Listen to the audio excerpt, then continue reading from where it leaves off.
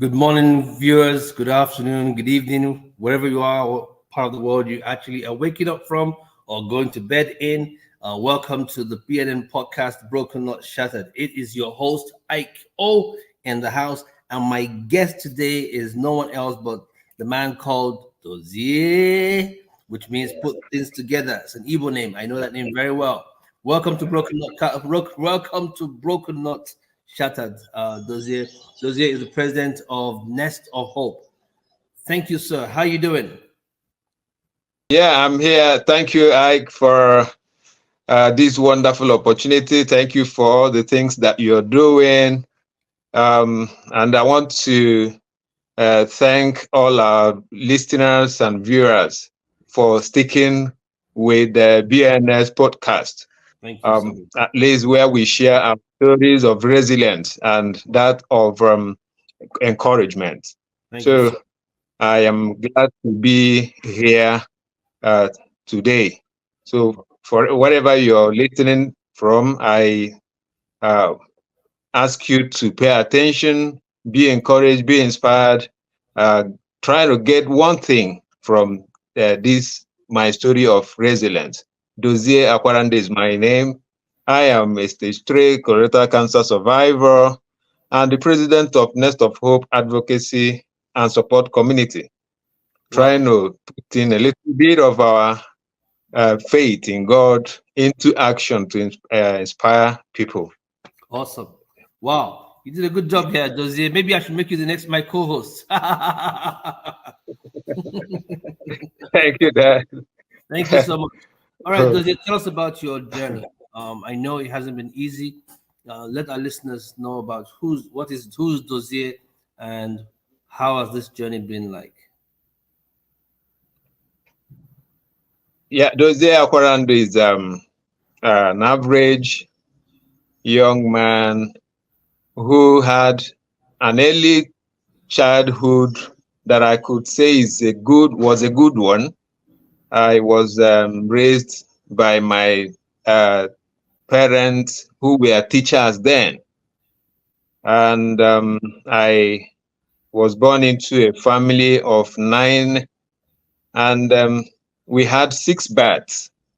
So that was in my family. I'm proud to say that there is a family of 6 parts of 9, made up of 9 children.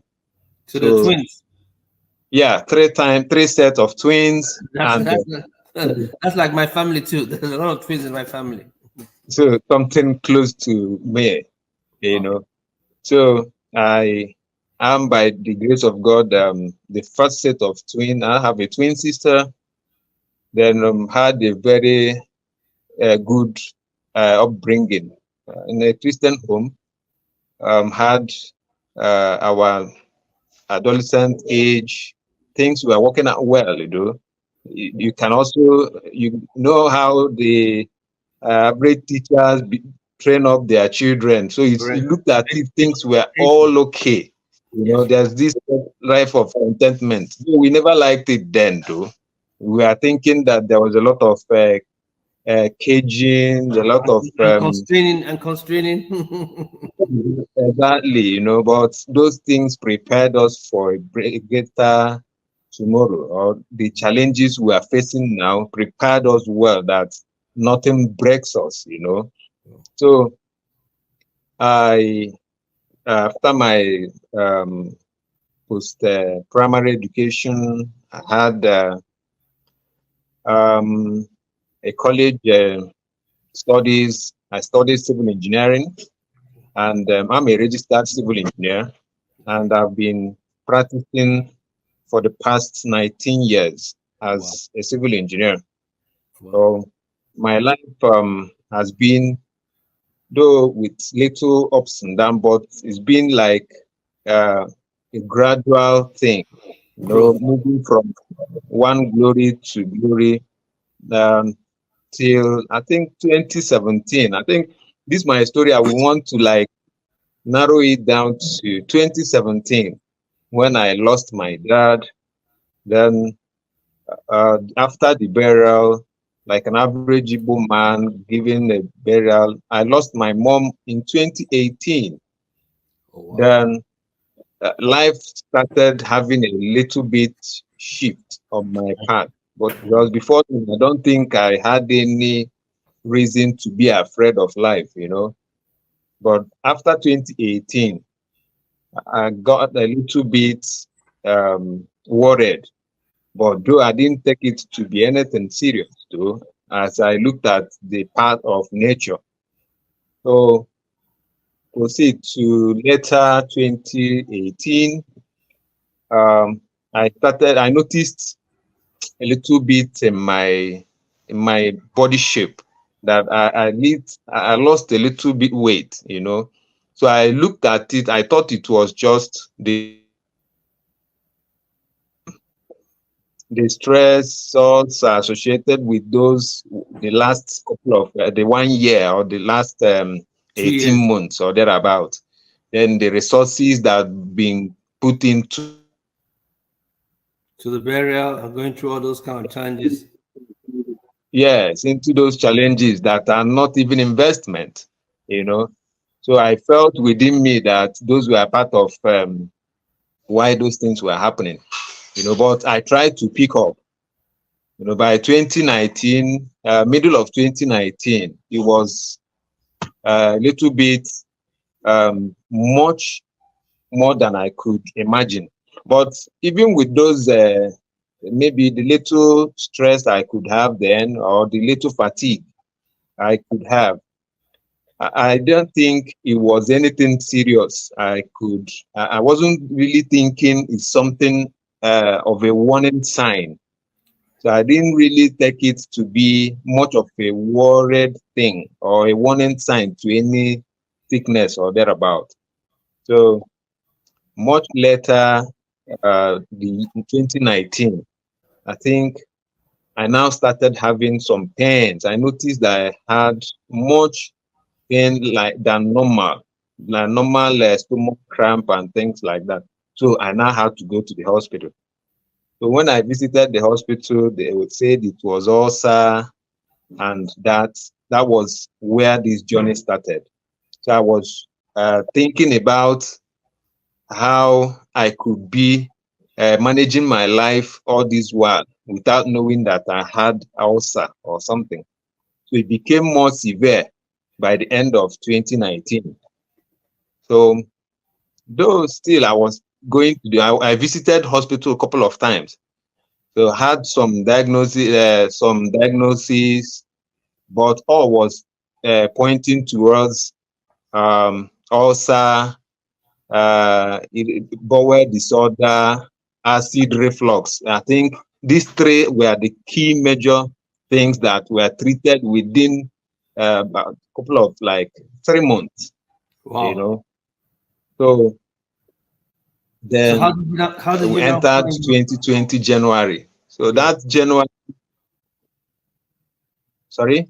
No, I'm saying, how did you now find out that it wasn't ulcer? It wasn't a just regular bowel Okay. movement. Mhm. Yeah. But I was visiting the hospital, changing drugs and all that. So by early 2020, January, February, it became bad. And I felt it was something in fact, I now noticed that there was something more than the what was said earlier. So what I now did was to I can't continue like this. So for me, it was more of a warning sign now, you know, because I think one of the days I noticed I had a blood stain in my stool, you know. So I complained to the doctor that I noticed something. So he's asked me to snap the print and send to him, which I did, you know. So when I got back, they said that, okay, we now reverted back to the initial ulcer thing, that the thing has affected the intestine and it was acute, this and that, you know. So I now was within February and March, I was on and off hospital, you know. But by March, I couldn't contain it because I was now stooling blood. It wasn't just staying again. It happened so fast that most times I would be wondering how this could get to this point without me knowing, without anybody knowing what was really wrong. So within the period too, I noticed sometimes I could feel some kind of lump or something in my stomach, but it wasn't noticed. So because I've had a couple of scans too, which did not see anything. So that continued until I think March 30th. I was taken into hospital. But then my doctor, then the general practitioner said that this is way beyond what we could be managing like this. So that I needed to see a gastroenterologist. So there too, I did a colonoscopy, had a couple of abdominal scans too, which did not also see the tumor.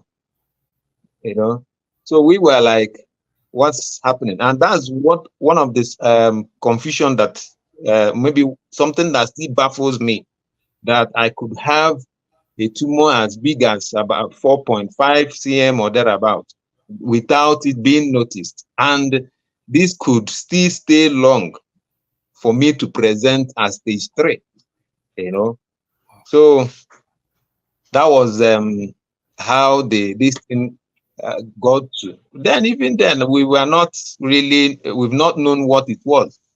So until a surgery was booked, because at a point they now advised that the best thing was to manage the system, because already there was this COVID. So having surgery of that magnitude was even dreadful. So I had a whole lot of issues, So, but mine, I was the one at the end of this thing. I was at the receiving end. So I couldn't just accept further treatment. I was like, let's do this. Whatever that happens, let it be.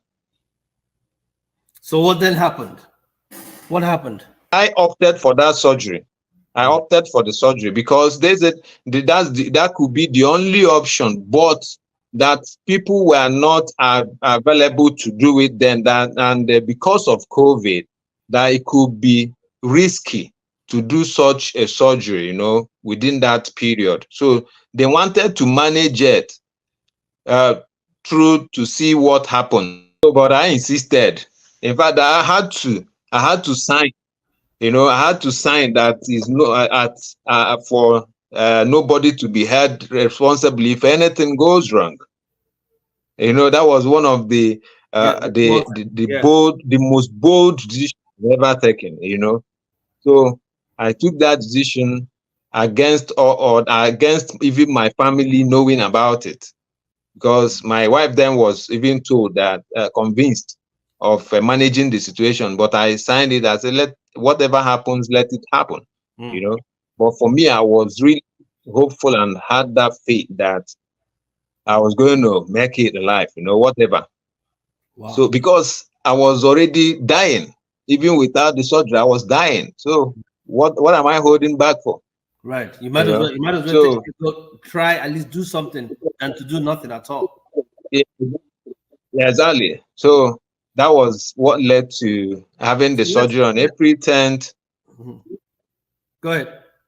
And we had surgery that lasted over 7 hours. So it was there that they found out that what they were thinking was not truly what was said. So talking with the lead consultant, because I had about 3 consultants who performed that surgery with other medics. So I can tell you that I regained consciousness after that thing happened on Friday 10th. I regained consciousness fully on the 12th of April. So it was then that the surgeon on the 13th said, well, you're lucky. He tried to now explain to me that what we had in mind going to the theater was not actually what they saw there, but that he was assuring me that they did a wonderful and a good job. Now, he mentioned about bringing out about 4 lymph nodes, then trying to explain the tumor size and things like that. But I noticed something. He had an inclination that, oh, this could be this. But, he tried to uh, Play test safe. or douse the, yeah, by Yes. telling me, okay, we are sending this for a histopathology. Then it could be something, it could be nothing. So, but however, there is something we are suspecting, but until the thing comes back, So about 2 weeks later, the pathological report came out. The report came back. That confirmed the fear, and we had to learn. I mean, the pathological report Yes. came back um, positive, and Positive of we were to what learn exactly? on the 24th of April. That, yes, go ahead. Can you hear me? I can hear you. Go ahead. Go ahead, Dozie. Okay. We were to learn on the 24th of April 2020 that it was colorectal cancer at stage 3. What is colorectal So, cancer? and What is colorectal? Let's educate our audience. What is colorectal cancer? okay. Generally, cancer is abnormal abnormal cell growth, Mhm. in the body. The body is made up of different cells Correct. that are normal, but at a point they try to misbehave or grow abnormally, because ordinarily cells are supposed to die off, and regenerate. But at a point, the body builds it in a such a way that it doesn't die off. Instead of dying, it multiplies. That's mutation. Yes, So right. that those mutations, when they mutate, they tend to also move away from where they were, the original places where they are supposed to be. Location. Yeah, location. Yeah. And possibly something that is not supposed to be in the system, being in the system, will begin to create a problem. So that's what cancer is. And Yeah. Go ahead. colon, like, there are so many cancers. Yes. Yes. There are so many cancers, Yeah. over 200 of them. Yeah. Uh, For the sake of time, let's just talk about the one that you're actually dealing with. We only have a couple of more minutes left. yeah, I had colon. Colon is the large intestine, Correct. right, in the body, so which connects to the rectum. So while it's called colorectal, is between the colon and the rectum, Right. or of a human body. Correct. So at that stage, it is going towards the rectum. So I had that anastomosis and colon dissection. So part of the colon was removed and worked upon to join them together. So I had a couple of surgeries, that brought me to this point where I am. Wow. So it's been a journey. It I was can a imagine. journey, because it was really a journey, but I'm grateful to God and happy that every day I have more gratitude to God than what's happened to me. So my cancer journey has really opened my eyes, We're gonna take truly a break. opened my eyes. We're gonna take a short break. Dozie, sorry for interrupting you. We're gonna take a short break. When we come back, we'll actually talk about a little bit about the journey so far. I mean, this is already a lot that you had to carry, and I'm looking at you now. I'm like, wow, only God could have kept this great guy to allow him to be a voice to the voiceless and hope to the hopeless as you share your story. I hope somebody is listening and get to learn something, check themselves out, especially men that will make it to the hospitals on a regular basis and go through a lot. And don't take the first diagnosis. I always tell people, seek a second opinion. If possible, seek a third opinion. We'll be back in a few minutes with Dozie as he tells us his story.